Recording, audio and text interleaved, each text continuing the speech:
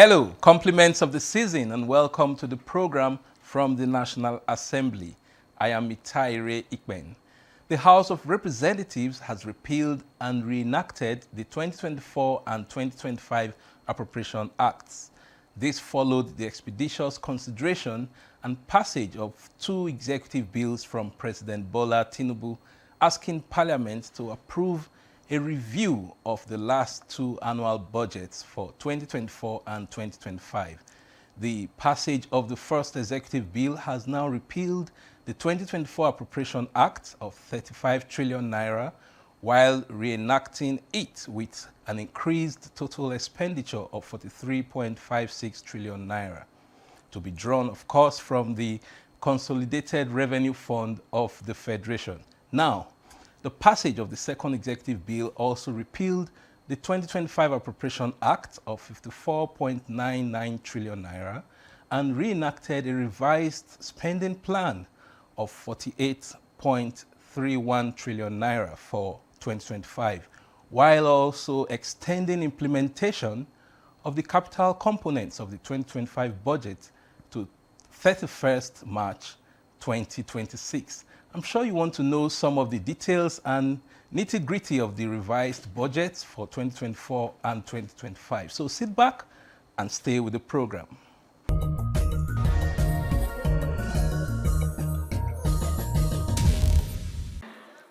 Honorable Bichi is invited to present the reports. Thank you, sir. My name is Abubakar Kabir Bichi, member representing Bichi Federal Constituency. The Speaker, I'm from Kano State.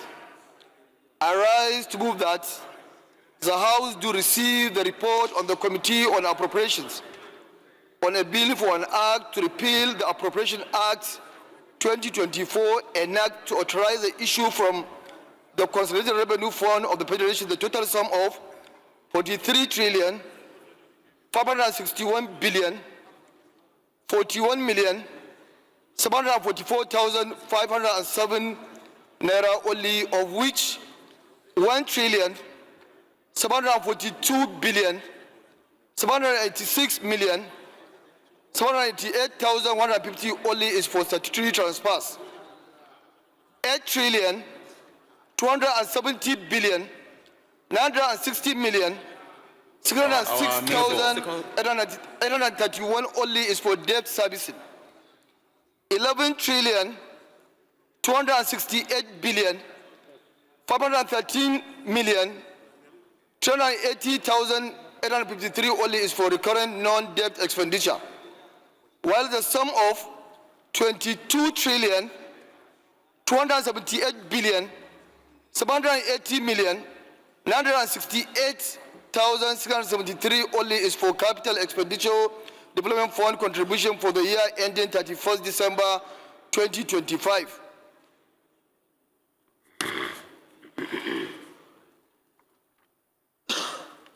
Mr. Speaker, I so move. Biodun Faleke, I represent Keja, Federal Constituency. I rise to second the motion ably moved by the Chairman of Appropriation. I so second. Those against you say nay. The ayes have it. Honorable, please proceed and present your report. Okay, you have taken only the first report. Okay, please go ahead. I rise to move that the House do receive the report on the Committee on Appropriation on the Bill of an Act to authorize the issue from the Consolidated Revenue Fund of the Federation of the total sum of 48 trillion 316 billion 242 million 591,785 naira only. My names are Chike John Okafor, PhD. I represent the good people of a Himembano, Itu Boma, Ubo Federal Constituency. Mr. Speaker, I'm from Imo State. I rise to second the motion ably moved by Chairman of Appropriation. I so second. Those against you say nay. The ayes have it. Honorable Bichi, please proceed and lay the two reports. First order of the day is the third reading of a bill for an act to amend the Electoral Act 2022 in the name of the House Leader. Honorable members will recall that the House adopted the report of the Committee of the whole on the bill on Thursday, 18 December 2025. I therefore call on the House Leader to move that the bill be read the third time. That the bill be read for the third time. Thank you, Mr. Speaker. Minority I rise to second the motion as moved. I so second. Out of this motion, she say aye. Those against, she say nay. That is have it. Clerk. Right Honourable Speaker, honourable members. To amend the Electoral Act 2022 to regulate the conduct of federal, state and area councils in the Federal Capital Territory elections and for related matters. Third reading. This bill is read the third time and passed. The first order of the day, the second order of the day is consideration of two reports of the Committee on Appropriation, standing in the name of Honorable Abubakar Kabir Bichi. Honorable Bichi will move for their consideration. Thank you, Mr. Speaker. Honorable colleagues, my name is Honorable Abubakar Bichi, member representing Bichi Federal Constituency. Mr. Speaker, I'm from Kano State. I rise to move that the House do consider the report on the Committee on Appropriation on a bill for an act to repeal the Appropriation Act 2024 and enact to authorize the issues from Consolidated Revenue Fund of the Federation the total sum of 43,561,744,507 naira, of which 1,786,788,150 only is for statutory transfers. 8,270,960,606,831 naira only is for debt servicing. 11,268,513,380,853 only is for recurrent non-debt expenditure, while the sum of 22,278,780,968,673 only is for capital expenditure development fund contribution for the year ending 31st December 2025.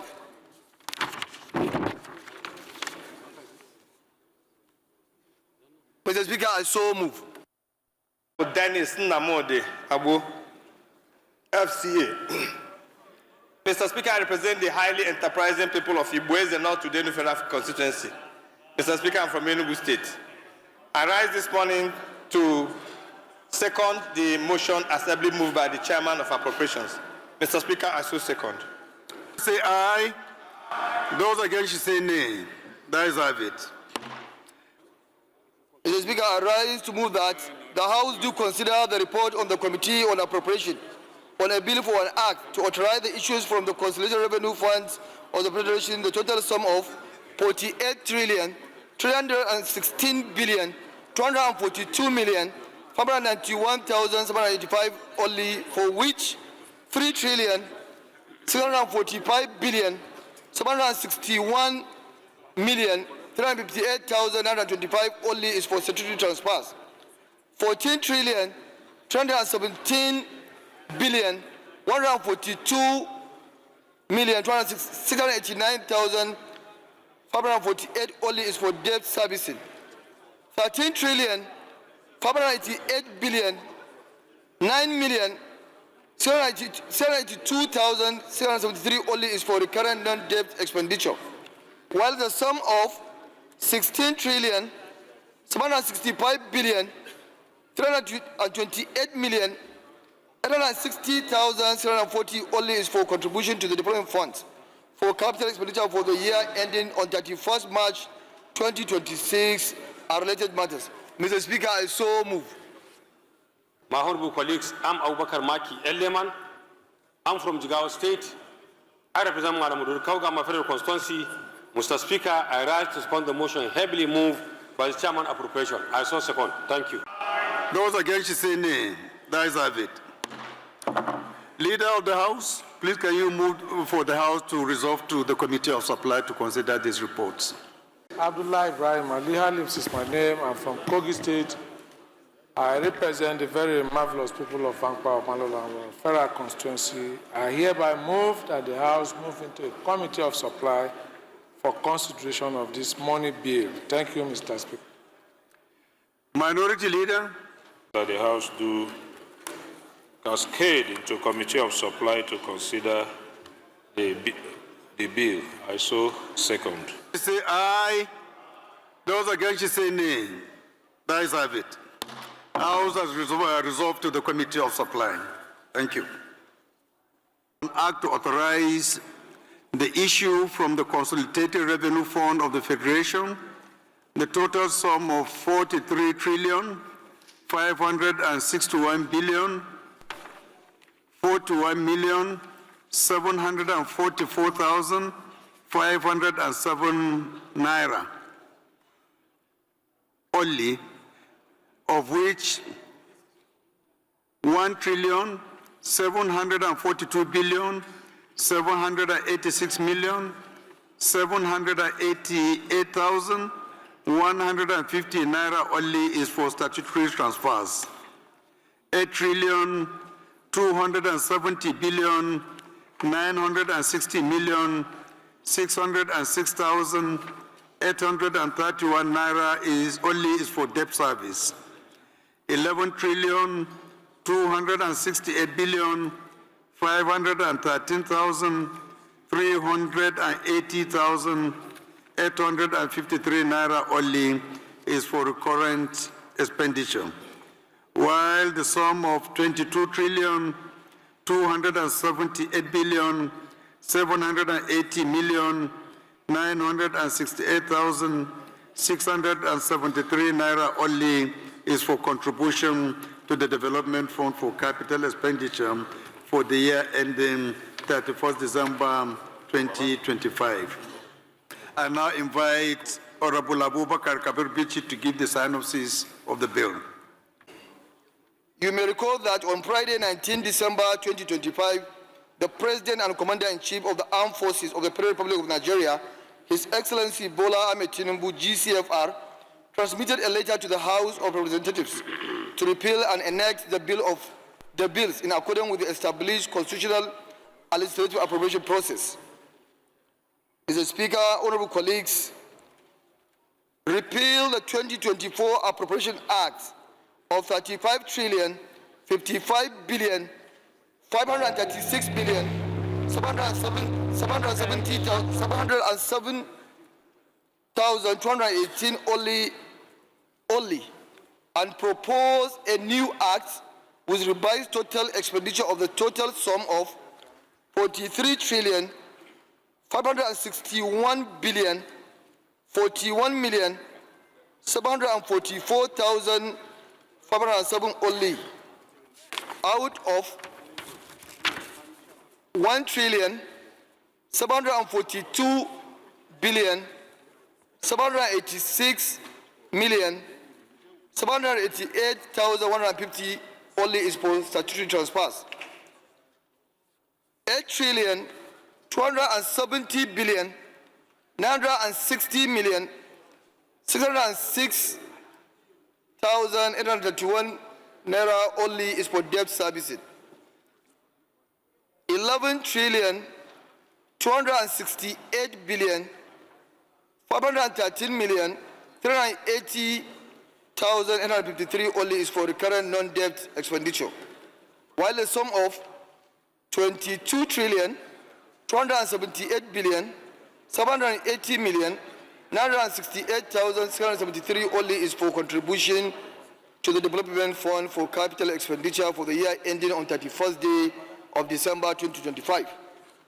While for the repeal of the 2025 Appropriation Act of 54,990,165,355,306 and enact a new bill to authorize the issuance from Consolidated Revenue Fund of the Federation the total sum of 48,316,242,591,795, out of which 3,392,960,000 645,761,358,925 only is for statutory transfers. 14,317,142,689,548 only is for debt servicing, while 13,588,9,682,673 only is for recurrent non-debt expenditure, while the sum of 16,765,328,860,740 only is for contribution to the Development Fund for the capital expenditure for the year ending 31st day March 2026. Mr. Speaker, honorable colleagues, the House debated the general principle of the bills, after which they were read a second time and subsequently referred to the Committee on Appropriation for further legislative action. The committee held a meeting with the economic team of the President, comprising the Minister of Finance and the Coordinating Minister of Economy, the Minister of Budget and Economic Planning, and the Director General Budget Office of the Federation. The meeting was convened to obtain further insight into justification for the repeal and enactment of the 2024 and 2025 Appropriation Act at this critical time. Highlight of the bills. The highlight of the 2024 Appropriation Act Repeal and Enactment Bill and 2025 are as follows. Aggregate revised expenditure 43,561,744,507 only, while statutory transfers 1,742,786,788,150. Debt servicing 8,270,960,606,831, while recurrent expenditure is 11,268,513,380,853. The capital expenditure is 22,278,780,968,673. Consequently, the highlight of the 2025 Appropriation Act Repeal and Enactment Bill are as follows. Aggregated revised expenditure 48,316,242,591,185. Statutory transfers debt servicing 14,317,142,689,548 naira only, while recurrent expenditure is 13,588,9,782,673 naira. Capital expenditure is 16,765,328,860,640 naira only. Mr. Speaker, honorable colleagues, our observation is as follows. The committee made the following observation and findings.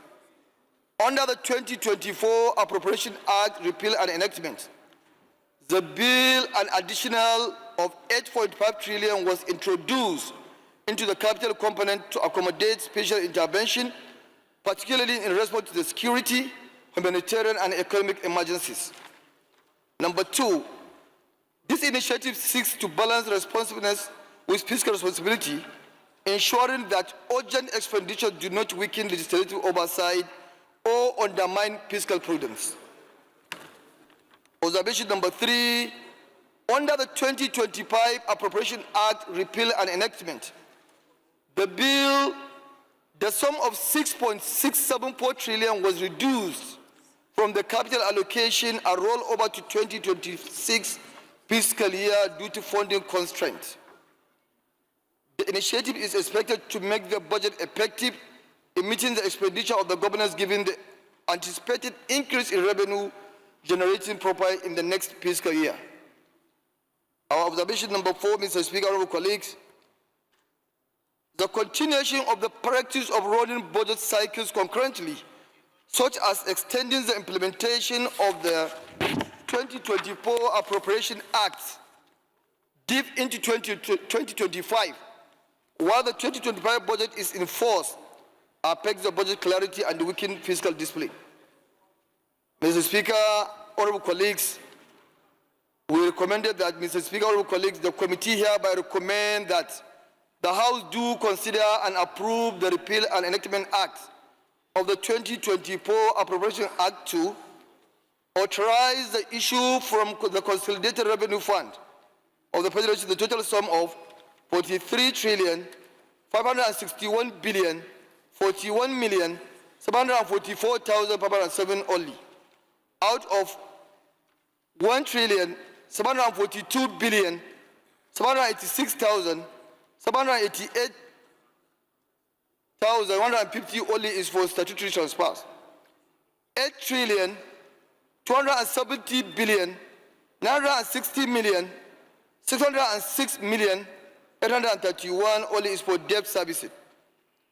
11,268,513,380,853 only is for the current non-debt expenditure, while the sum of 22,278,780,968,673 only is for contribution to the Development Fund for capital expenditure for the year ending on the 31st day of December 2025. While the accompanying schedule is detailed as follows. The repeal enactment of the 2025 Appropriation Act, Mr. Speaker, authorized the issue for the Consolidated Revenue Fund operation total of 48,316,242,591,795 only, out of 3,645,761,358,125 only is for statutory transfers. 14,342,142,689,548 only is for debt servicing. 13,588,9,682,673 only is for recurrent non-debt expenditure, while the sum of 16,328,860,640 only is for contribution to the Development Fund for the capital expenditure for the year ending on the 31st day of March 2026, with accompanying schedule as follows. The House may wish to consider and approve the extension of the capital component of the 2025 Appropriation Repeal and Enactment Bill to the 31st day of March 2026. Mr. Speaker, honorable colleague, on behalf of the committee, I wish to thank the Speaker of the House and the leadership for their support to the committee. I also commend the committee members for their dedication and diligence in ensuring the successful completion of this disciplinary assignment. Mr. Speaker, I so submit. Thank you. Thank you for the explanation. It is a synopsis he read. So, honorable colleagues, we have heard from the chairman appropriation about the details of the 2024 repeal and enact. I'm sure we're all well guided and enlightened concerning the details of the budget. So with that, I will indulge us to just go ahead and approve the clauses. I think they are 13 in number, beginning with the issue and appropriation of 43,561,041,744,507 507,000 from the Consolidated Revenue Fund for 2024. Carried. 2, release of funds from the Consolidated Revenue. Carried. Environment. Carried. Corrigendum. Carried. Excess revenue. Carried. Authorization. Carried. Or information on funds releases. Carried. Due process certification. Carried. Information on internally generated revenue, domestic and foreign assistance. Carried. Power of Nigerian embassies and missions. Carried. Detailed estimate. Carried. Expiration Constitution 1999. Carried. Short title. Carried. Schedules. Under schedules, we have aggregate revenue inflow. Carried. We have expenditures. Carried. We have share of federation revenues. Carried. We have deductions. Carried. We have net of federation revenues. Carried. Independent revenues. Carried. Dividends. Carried. Aids and grants. Carried. Special levies and accounts. Carried. Revenue net of operating surplus. Carried. Others. Carried. Statutory transfers. Carried. Debt service. Carried.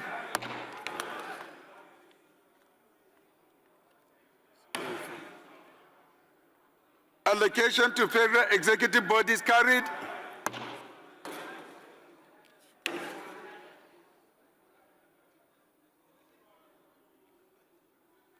Capital expenditure for ministries. Carried and MDS. Total executive. Carried. Multilateral and bilateral funded projects. Carried.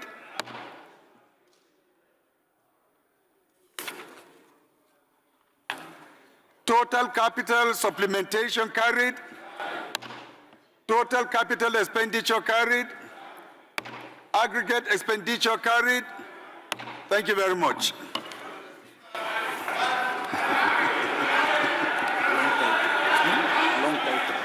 Long title. Carried.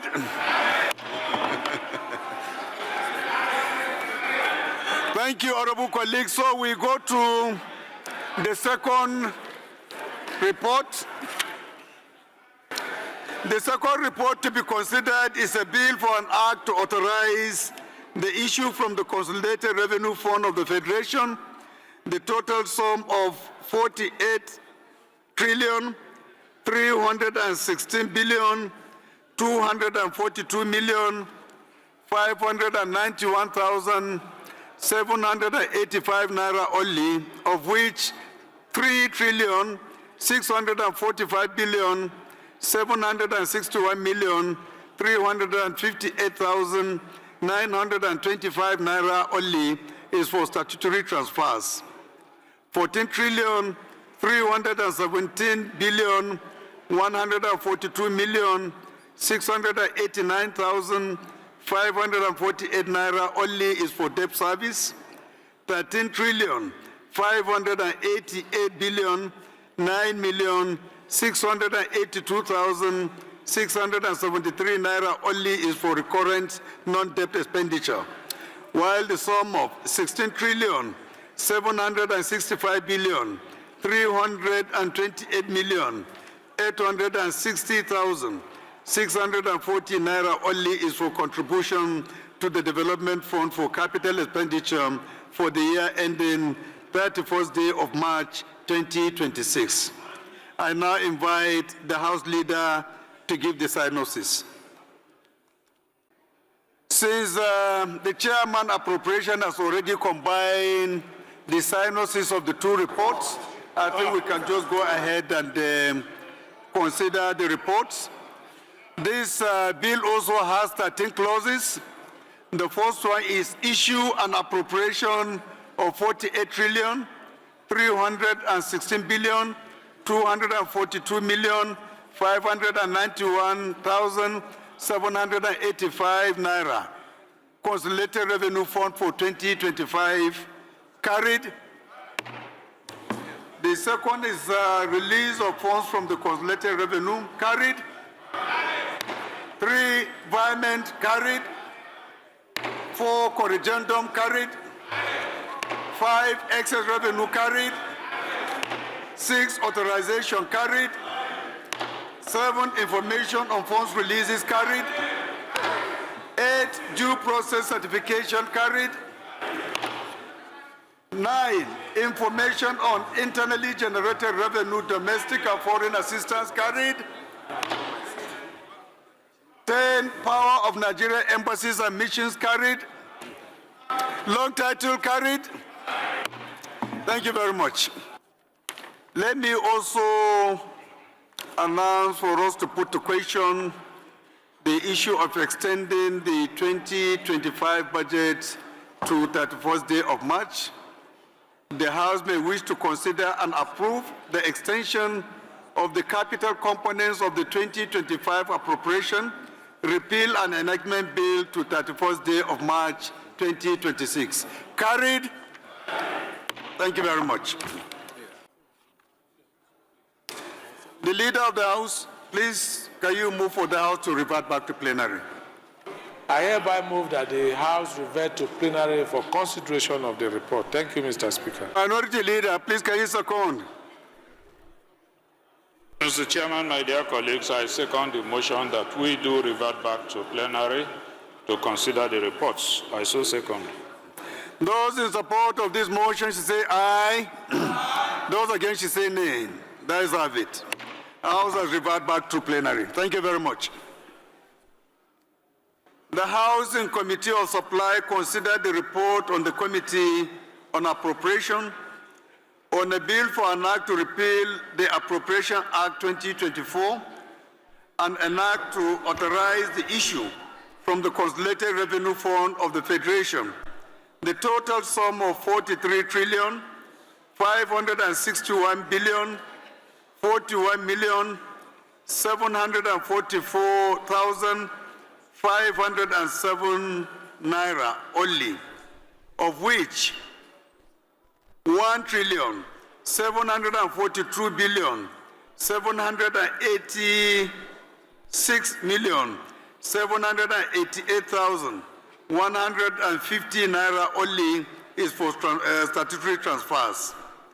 8 trillion, 270 billion, 960 million, 606,831 naira only is for debt service. 11 trillion, 268 billion, 513 million, 380,853 naira only is for recurrent non-debt expenditure, while the sum of 22 trillion, 278 billion, 780 million, 968,673 naira only is for capital expenditure stroke development fund contribution for the year ending 31st December 2025. And in so doing, we have approved clauses 1 to 3, the schedules and the long title of the bill. Honorable colleagues, the second report, the Housing Committee of Supply considered the report of the Committee on Appropriation on a bill for an act to authorize the issue from the Consolidated Revenue Fund of the Federation the total sum of 48 trillion, 316 billion, 242 million, 591,685 naira only, of which 3 trillion, 645 billion, 761 million, 358,925 naira only is for statutory transfers. 14 trillion 317 billion 142 million 689,548 naira only is for debt service. 13 trillion 588 billion 9 million 682,673 naira only is for recurrent non-debt expenditure, while the sum of 16 trillion 765 billion 328 million 860,640 naira only is for contribution to the Development Fund for Capital Expenditure for the year ending 31st March 2026 and for related matters, and in so doing, approve clauses 1 to 13, the schedules and the long title of the bill.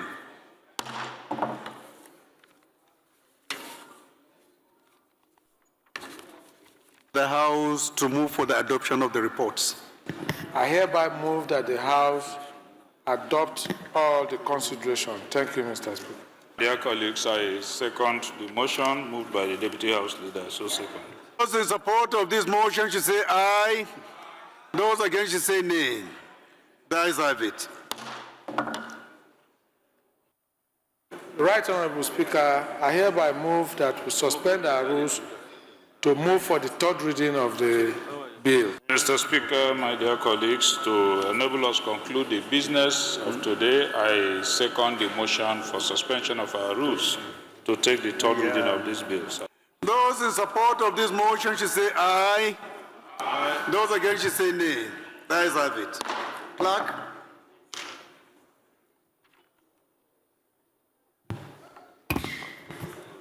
Right Honorable Speaker, honorable members. A bill for an act to authorize the issue from the Consolidated Revenue Fund of the Federation, the total sum of 43 trillion 561 billion 41 million 744,507 naira only. A bill for an act to authorize the issue from the Consolidated Revenue Fund of the Federation, the total sum of 48 trillion 316 billion 242 million 591,785 naira only for the year ending 31st March 2026, third reading. Honorable colleagues, the two bills are read the third time and passed.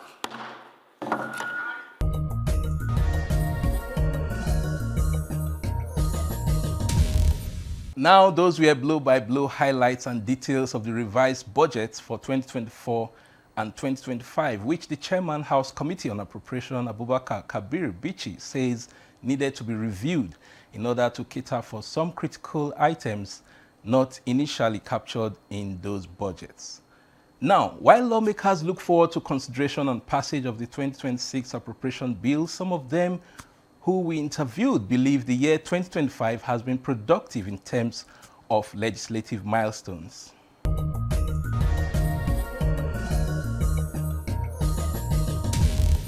I chair the House Committee on Third Fund and other services. Well, it's been an eventful year, and as a member of the House of Representatives, I'm aware that the 10th House of Representatives, the People's House, has been upbeat with our legislative duties. Top on the beat is the reserve seat bill, the electoral reform bill, the tax reform bill, which we had worked on, and the President has recently assented to, with its enforcement and implementation starting 1st of January 2026.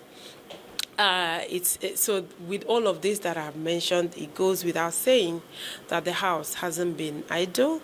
There's been also a lot of bills that have been assented to by Mr. President, two of which are in my federal constituency, the Federal Medical Center Okigwe Establishment Bill and the Federal University Okigwe Establishment Bill. I want to thank Mr. President for assenting to those critical bills which will revolutionize and industrialize the Okigwe federal constituency and the entire zone and Imo State as a whole.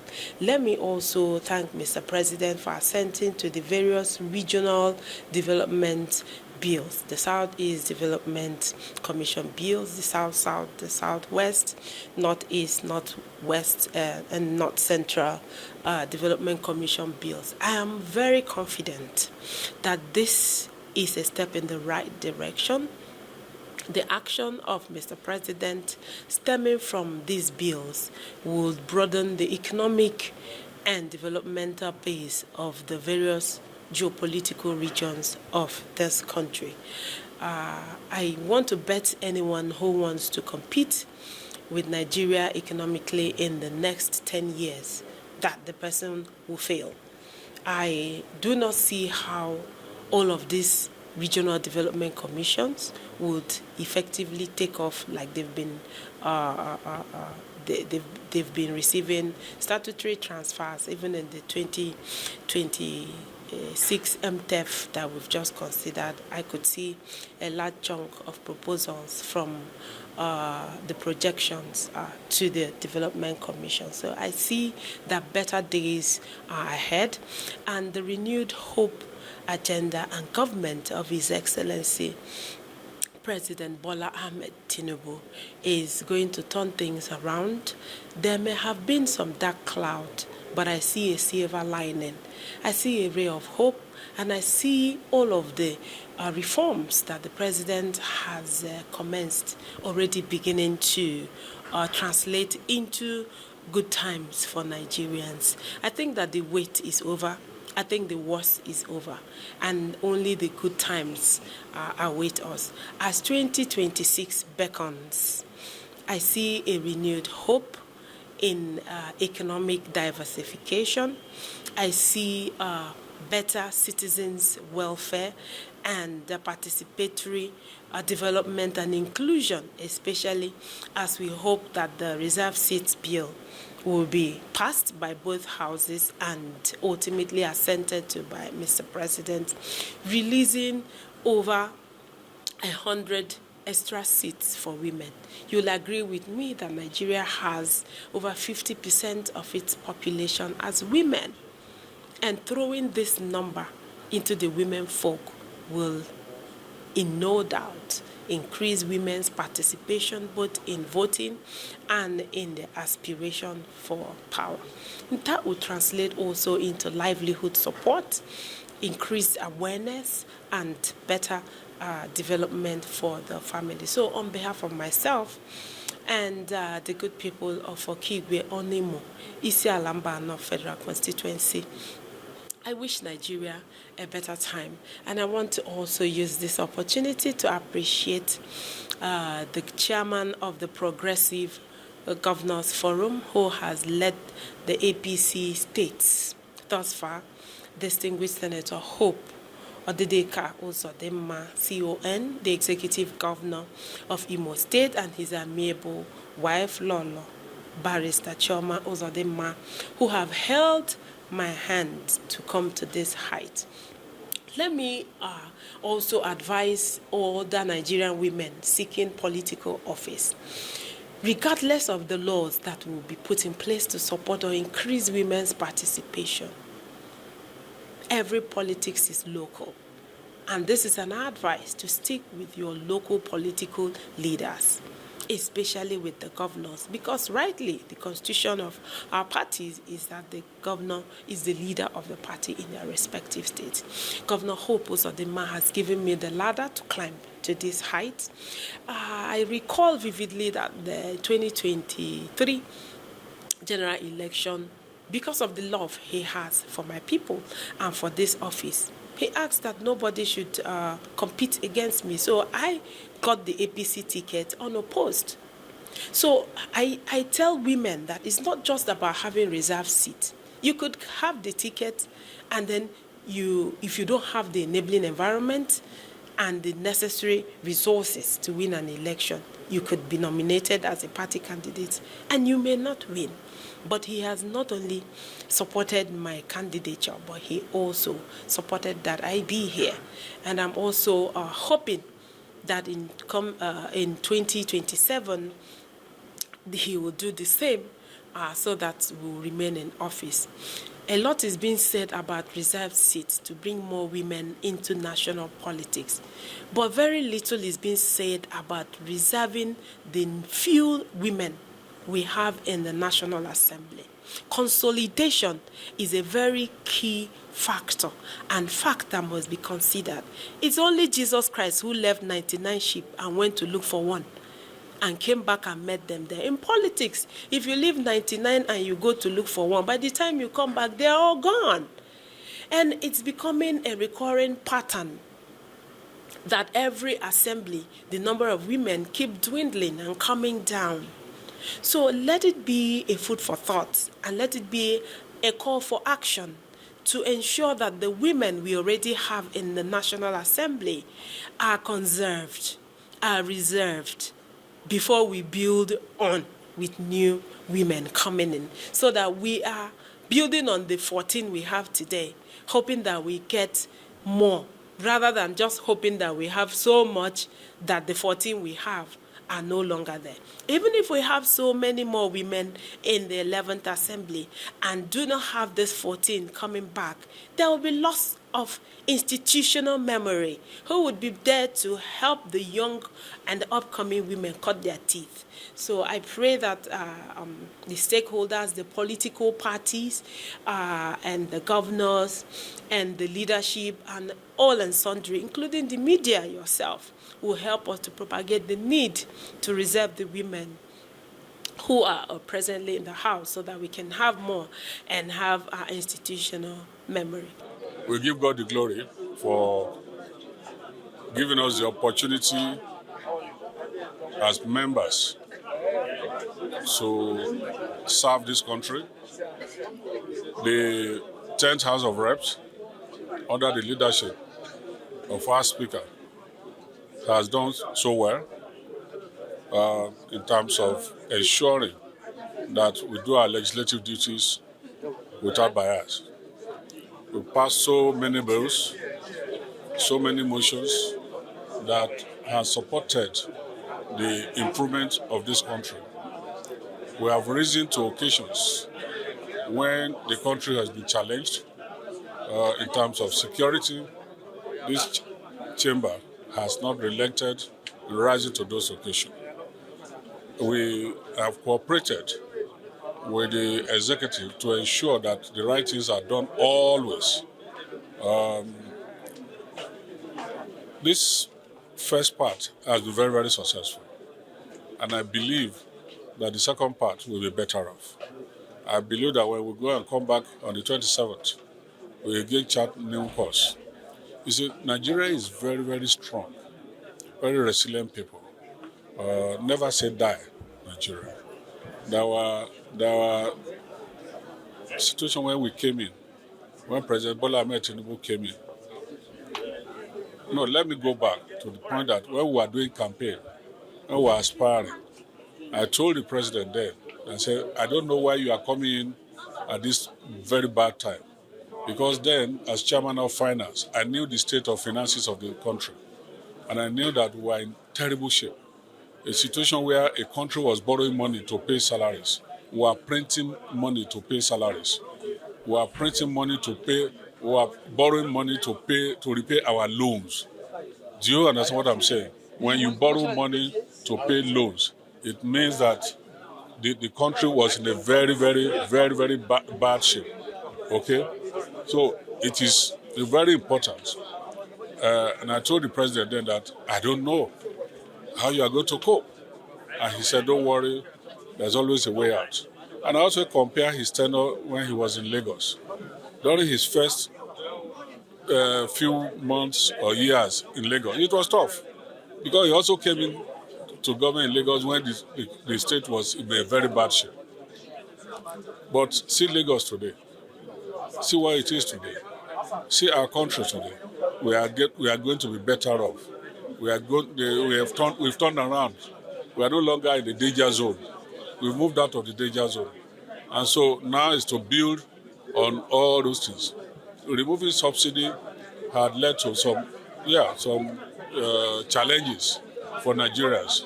But those are the trying period that we can ever go through. Nigerians, we have now gotten used to it.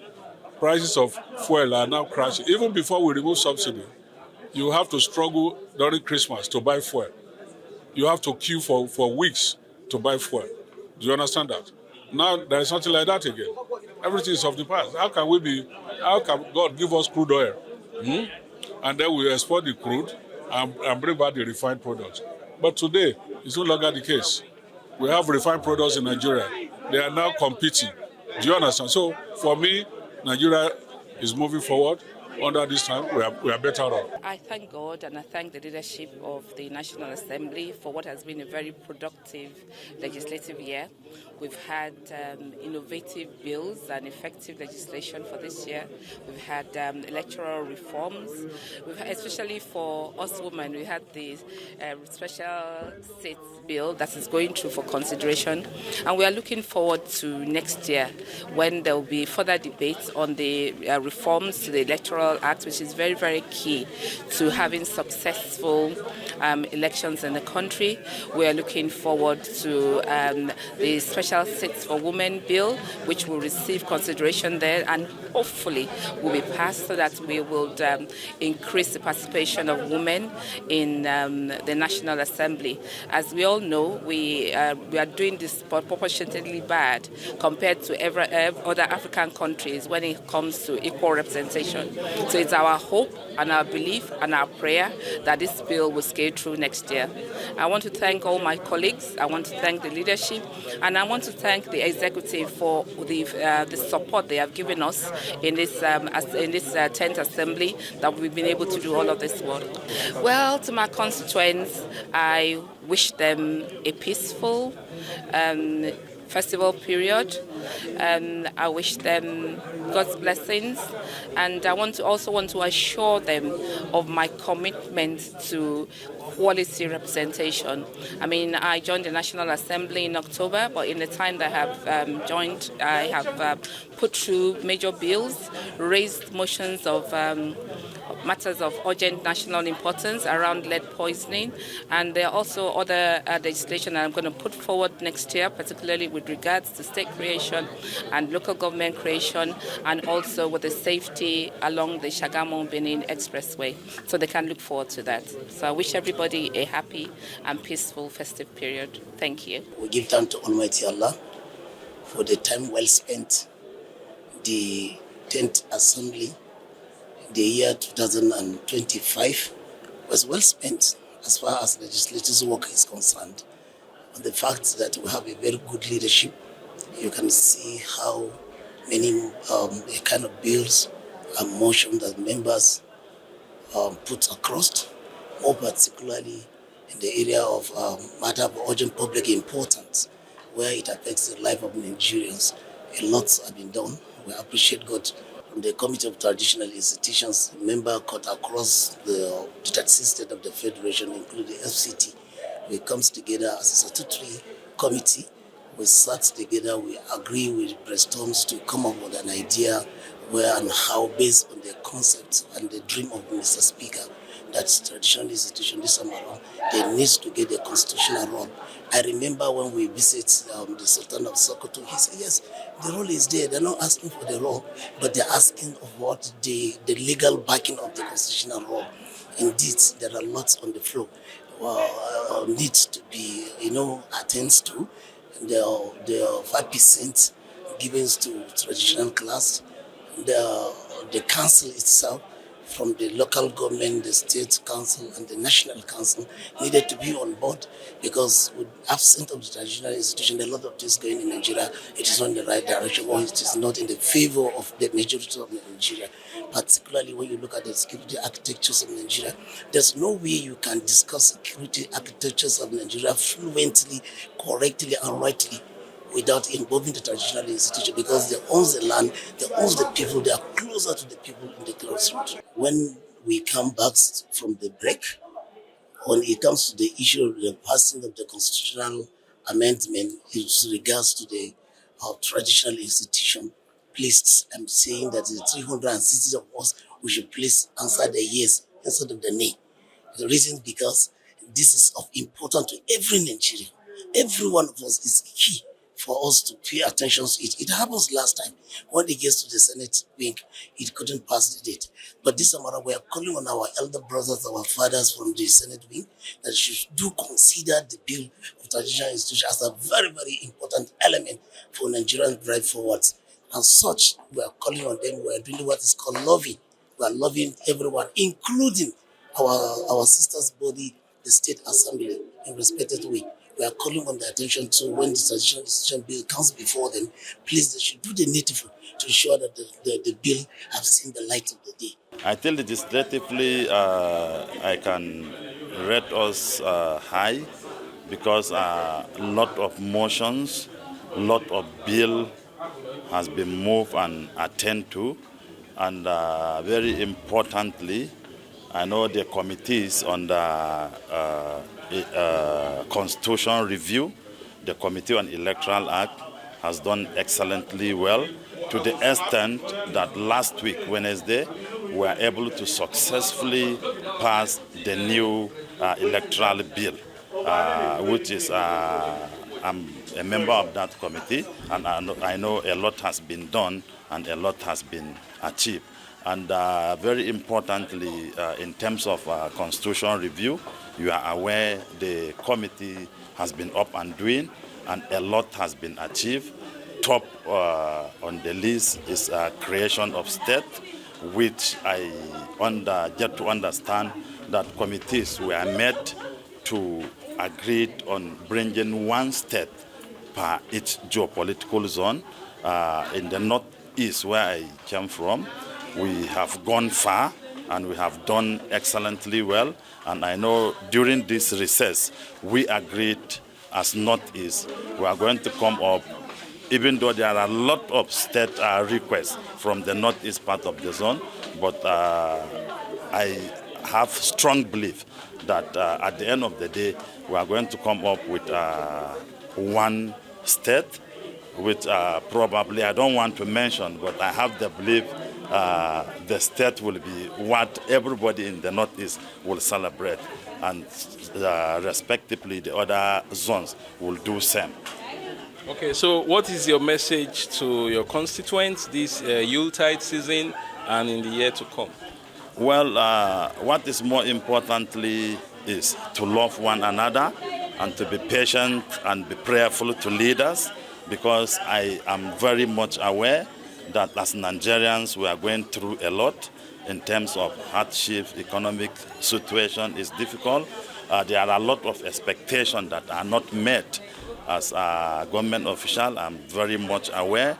There is also issue of not proper funding of project. So I want to call for patient understanding and prayers, because as leaders, you cannot do everything. But with patience, with prayers and support, you will be able to achieve a lot. And I wish especially my Christian brothers and sisters a Merry Christmas and prosperous New Year celebration.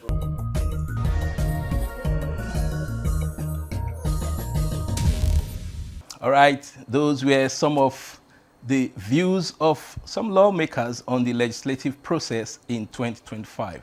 Now, the House of Representatives has passed the Electoral Act Amendment Bill 2025, which aims to strengthen the powers of the Independent National Electoral Commission, INEC, as well as tighten electoral procedures and also address gaps exposed during past elections. It is expected that the bill will be transmitted to the Senate for concurrence, and thereafter the joint Senate and House committees on electoral matters will harmonize the report in a conference committee and transmit same to the President for assent. And that, of course, will now be in the first quarter of 2026. Let's see a debate on the issue of overvoting during the consideration of the amendments to the Electoral Act 2022.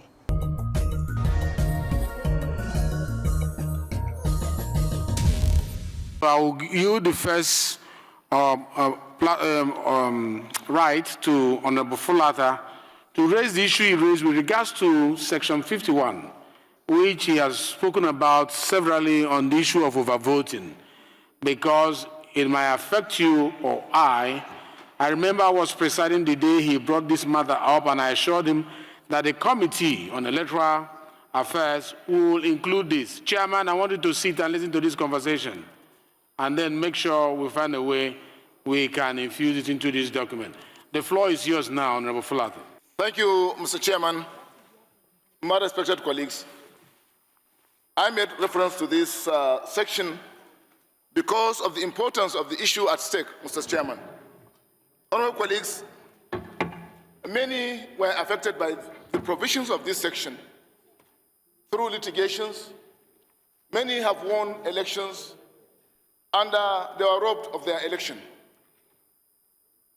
Opponents target the strongholds of their colleagues by identifying major polling units where they get most of their votes.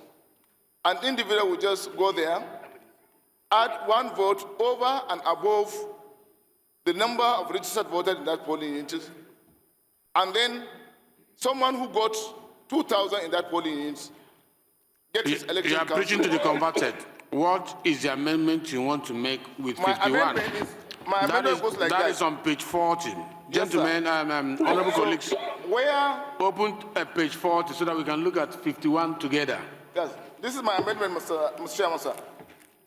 Where the number of votes cast at an election in any polling unit exceeds the number of accredited voters in that polling unit, the presiding officer shall deduct the number of excess votes across all political parties in that political unit, and the presiding officer shall be prosecuted in accordance with the provisions of Section 145 of this Act. This is my amendment, sir. Since we don't know who put the extra votes, but we presume that it is the loser. Okay, so it means that the extra vote will be divided equally across all the parties. Yeah, because we don't know who put the extra votes, sir.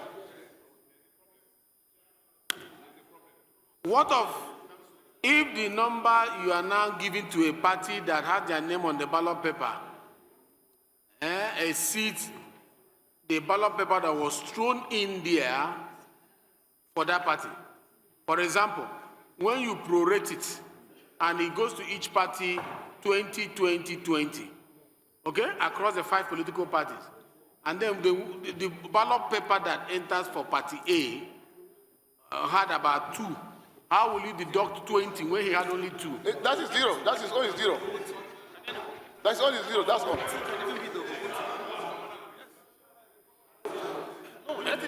It is only 0. Honorable colleagues, this suggestion is very good. But we must think about the operationalization and then factor it in in the construction of our drafting. Yes, sir. Okay? Yes, sir. So my question again is, I want you to help the House. Yes, sir.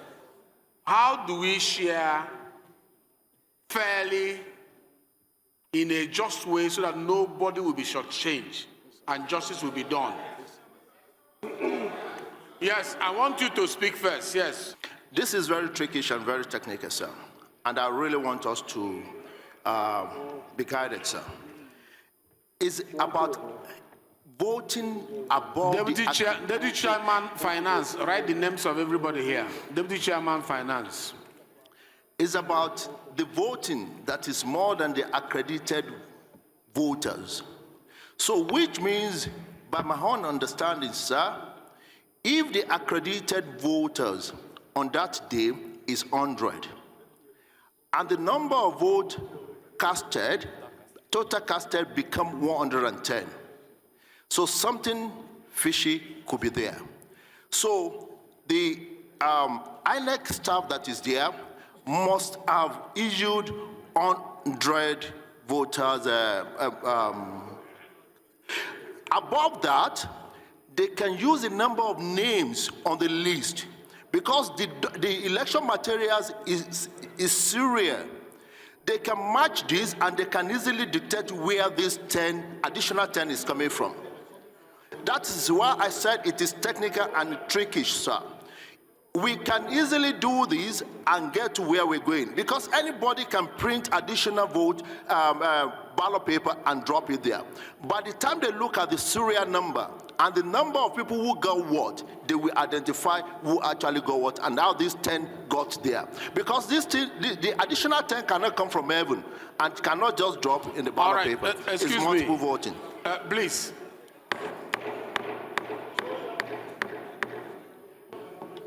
The scenario remains, I know I am not strong in this your polling unit. And I know that is your area of strength. If you go by that area of strength, you are going to win me. I have fewer followers there. So why the more followers we are voting for you, original votes, I will now tell my own fewer followers to drop more than one inside the box for you. Not for themselves, for you, so that they can cancel that area, which is unfair to you. It's actually fraud. How do we balance it out to know original, to know the wheat, separate the wheat from the tar, using our law?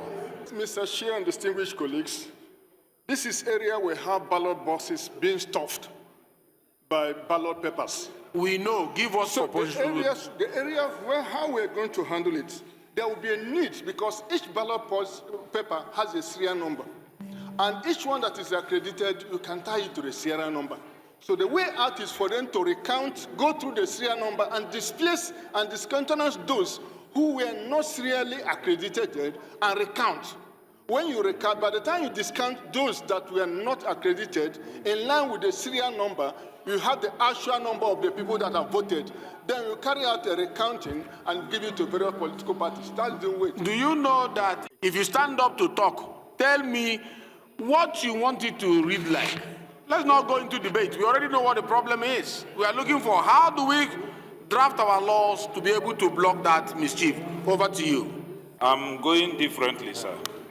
Because I recall when this matter came up for second reading, the same interest it elicited that day. There was heated debate here. And in fact, I recall that I even took this house on a mathematical excursion, doing calculations. My fear and concern is that we need to confirm whether this bill passed second reading that day.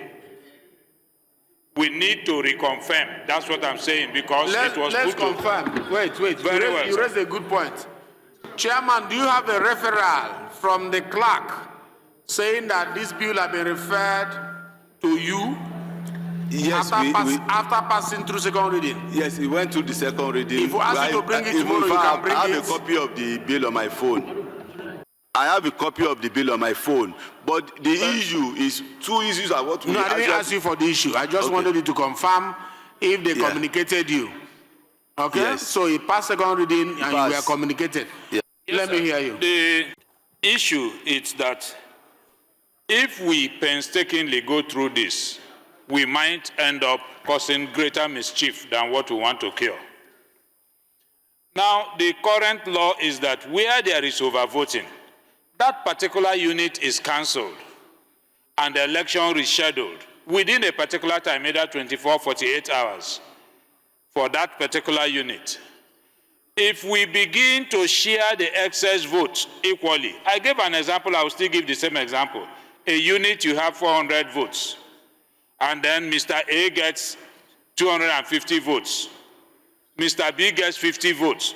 The man who got 50 votes now stuffs and makes it over 400 votes. When you remove it and share it equally, he will still win. He will still win the popular candidate. So sharing what amounts to illegality equally, I don't think it's a solution. Let us allow what we have. If there is overvoting, cancel that unit and go back to election within 48 hours. The person who is popular in that unit will still win the election, sir. That's my position, sir. Mr. Chairman, I believe we are making these laws for us to have free and fair elections. And we are trying to simplify the election processes for both the masses and the candidates. Where we have overvoting, Mr. Chairman, I am on the view that we count the votes. Because as you said earlier, one can sabotage, a polling unit where he realized he's not winning. So it has been happening. We have been all victims of this overvoting in 1 or 2 polling units. Where you cancel it, Mr. Chairman, you are adding burden to the candidate because the procedure of having re-election and also sponsoring, we're trying to minimize the cost that we will use in order to for that election. So we can count it across all the parties that are on that polling unit so that we can deduct from it. Assuming we have 5 votes, excess votes, and we have 6 parties that contested.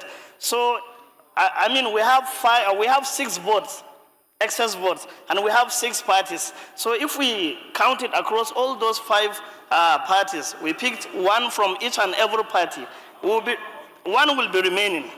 So we can take it from the winning party. Yes, we can take it from there, the extra one, and he will still win his election, unlike taking him into another burden of getting having re-election in that polling unit, Mr. Chairman. This is my submission. Right, thank you, Honorable Abian. There are no perfect laws. The tragedy of what we are discussing here stems from the insincerity. Please, please, Deputy Chairman Finance, not anybody who walks in now, when that rule was given, it's only for those who are here, not people walking in now. Please be mindful. We are having this headache because of the insincerity of actors.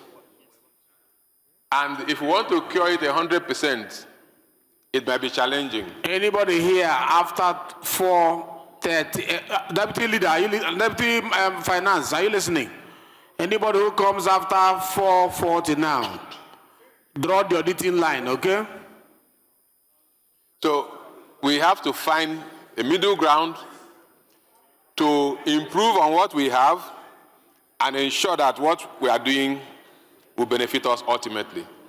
Mr. Chairman, you are aware that I have had the privilege, very rare one, to observe elections in neighboring West African countries. And I can tell you that they don't have this challenge that we're talking about. They are honest with their process. It's the level of dishonesty that is putting us through this.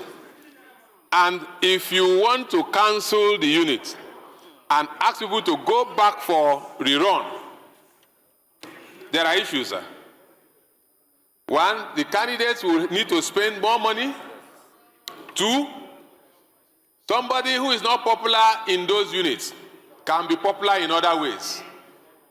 You can go and amass whatever and force yourself through the rerun. It has happened to us, sir. In 2015, our elections were nullified. And most of the people who won at first ballot didn't make it because of the external factors. One point we have to impute in this should be the prosecution of the presiding officer. The officers at that polling unit where this overvoting takes place should be prosecuted. If it is in the law, it will deter us enough. So I submit, sir, that we take a difference between the accredited voters and the actual votes. The difference, let everybody bear the pens. Spread it across the political parties that are there. Everybody have the pens. Then you prosecute the officers. Next time, they will not do it. Thank you. That we need to vote on. Mr. Chair. Can you put it, who can put it in a motion? Chair. Mr. Chair. Can you move it as a motion? Mr. Chair. If you want this amendment, move a motion. Mr. Chairman, I hereby move a motion that Section 51 be amended. Section 51 sub 1 sub 2 should read as follows: that the excess vote be spread across the political parties in that particular polling unit, and the presiding INEC officer to be prosecuted. Yes. What? That what? Should be deducted and spread. Yes, and divided across the political parties now. Forget the how. We will meet the how at the polling unit, not here. You are saying that the extra votes should be deducted and spread across equally the board, across the parties. Yes. Any seconder, Baba, you want to say something? Mr. Chairman. Yes. What I'm saying is that his suggestion, where the votes is shared across board and it comes excess as a fraction, what happens? Because what? It comes excess as a fraction. If there are that fraction will be declared a non-valid vote. Mr. Chairman, it reads, where at an election the total number of votes cast in any polling unit exceeds the number of accredited voters for that polling unit, the presiding officer shall deduct excess votes proportionately across all political parties in that polling unit and shall be liable to prosecution in accordance with the provisions of Section 145 of the Act. Who shall be liable? Sir? The presiding officer that has done the... Yeah, this is the recounting. So that proportionately, he would deduct the vote proportionately across the political parties. And after that, be punished? Yes. Okay. Because he allowed it. Okay. Any seconder to that? Remain Honorable Usman Murtalaba, a member representing people of Patagara, Cherenchiri Federal Constituency. I rise to second the amendment made by my senior colleague, Honorable Sade Soli. I so second. Those against any? The ayes have it. Honorable Sada. Amendment. I'm coming back to you. Amendment, Chair. Yes, further amendment on that. Man, I want to bring my mathematics knowledge. What? Chairman, I want to bring my knowledge in mathematics to play here. If a party scores 2 and you minus 3 from what the party scores, the party will now score -1. -1. So I want to amend that provided, and if you say -1, at the final collation, we are going to deduct that -1 from its other result. That is mathematics. So I would like to amend, sir, that provided that the vote is less than the vote obtained by the political party. No, wait. I think you are confusing the issue. We are saying there is an overvoting. Okay? And we are saying that extra vote. Yes. Honorable members, listen. Yes. We are saying the extra vote. Can I give a scenario? Wait, okay. Listen first. Please listen, please. Listen to the chair. There is an overvoting. And that extra vote that made you to get into that overvoting should be calculated and taken out. Whatever that number is, you spread it across those who contested the election. So it's not a minus. It's in addition. Let me finish. If, for example, there are 6 political parties and the extra vote was 7, and you've done your prorating and you share 1, 1, 1, 1, 1. 1 is left. That one you declare it as void vote. Okay?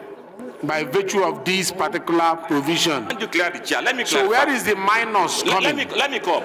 Now let me even go with your analogy. Let me go with your analogy. Please let's listen to his explanation. Please listen to me. Let me go with your analogy. Assuming the party scored 0. You give it 1. Yes, if the party scores 0 and you want to subtract from that party across board. You are not subtracting. Let me make the point. Let me make the point. You are deducting. You are not subtracting. It's not, sir. Let me land. Leader. Chair, let me land. 0 minus 1 is not 0. 0 minus 1. Chair, let me land. Please, I will land in 1 minute. Okay, 0 let's minus listen 1 to him, is not please. 0. Let's listen to him, please. Please listen to me. This is mathematics. This is mathematics. Okay, let's hear the mathematics. Listen to me. Chair, if a party scored 0, if you deduct 1 from 0, it's minus 1. So when you want to do final, listen to me. It's mathematics. Listen to me. Let us hear him. Listen. If a party scored 0, if a party scored 0, you are protected, please. If a party scored 0, no, lower your voice. Listen to me. If a party scored 0 and you deduct 1 from 0, it becomes minus 1. So I want to say that provided, this is the cure now, provided the excess vote is less than the vote obtained by the party. I don't understand what you are saying because you are not deducting from who does not have. You are deducting from the extra vote, whoever it has been given to. If the man is having 5 and you gave him extra 7, and that extra 7 is making him to be over voting, we are saying take that over voting, which is extra 7, and share it to be an addition to all of them, remaining 1. The motion before the floor is that the person who is having overvoting should not be declared the loser. Rather, the extra vote should be spread across the whole political party, so everybody will be able to have benefit in it. Those in support of this say aye. Aye. Those against say nay. No. Let me ask again. Those in support of this say aye. Aye. Those in support of this say aye. Aye. And those against say nay. No. The ayes have it. Okay, Honorable Fulata, can you greet the House?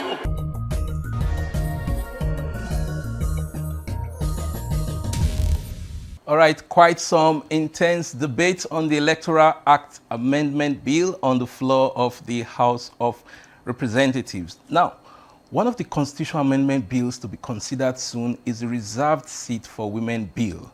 Let's hear more about this bill from Representative Kafila Togbara, who chairs the House Committee on Women Affairs.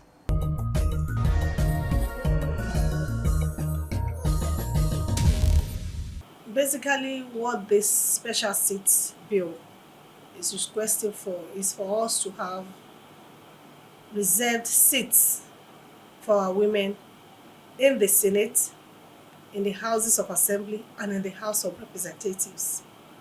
In the Senate, we are seeking that we have 1 reserved seat per state for every female senator. We are going to have a woman added to the 3 senators that we have existing in all our states. 1 more extra. Then, for the House of Representatives, we are also seeking for 1 extra to be added to the number of House of Representatives members that we have in each state. For example, in Lagos State, we have 24 members, of which I am the only woman there. So this bill is seeking that we have an additional seat that will be a woman that will be added to the 24 to make 25. Meaning all other political parties represent a woman to contest for this special seat. The Houses of Assembly, this bill is seeking that we have 3 Houses of Assembly members that will be female in every state. In Lagos State, we have 40 members representing in the House of Assembly. I'm giving you as an example. So we are going to be having 1 woman per senatorial district to make 43 members in the Lagos State House of Assembly. So it's just as simple as that. It's not a threat to the existing seats for those who want to return, our men that want to return, or their constituents want them to return. So it's just going to be an additional extra because of the historical, imbalance that we have had and that we have had in terms of women representation. And of course, after our public hearing, advocacy, consultations, and everything with relevant stakeholders, the Senate came down to 6 instead of giving us 37 plus FCT for the Senate as indicated in the bill, as requested in the bill, as the will of the bill. The Senate, members in the Constitution Review, after everything and every consultation and everything, they, trimmed it down to 6 for the whole of the whole country, 1 per geopolitical zone, meaning 1 from the southwest, from the southeast, from the south-south, north central, northeast, northwest, 1 per the zones. So that is what we have for presentation on the floor of the House. But because of other, events, internal issues and all that, the presentation has been halted. But we hope that the presentation will be anytime soon. If we don't have it before our break, we'll definitely, have it as the front burner or resumption in January by the grace of God. So the special seats bill is just a way of trying to, encourage more women, knowing fully well that women have the population of about half of this country. And when you are taking decisions, whether you are making laws, you are making policies, you are planning, whatever it is you are doing as a government or as a nation, whatever it is we are trying to do, and we don't have the right representation of about half of the population, joining in the decision making, or that you are making those decisions for them, you may not be doing the right thing if they are not on the table to say, oh, why don't you add this? Oh, this is the peculiarity of our need. Oh, we need this more than this. So this is how governance can be more impactful. And this is how, we can be sure we are actually getting it right.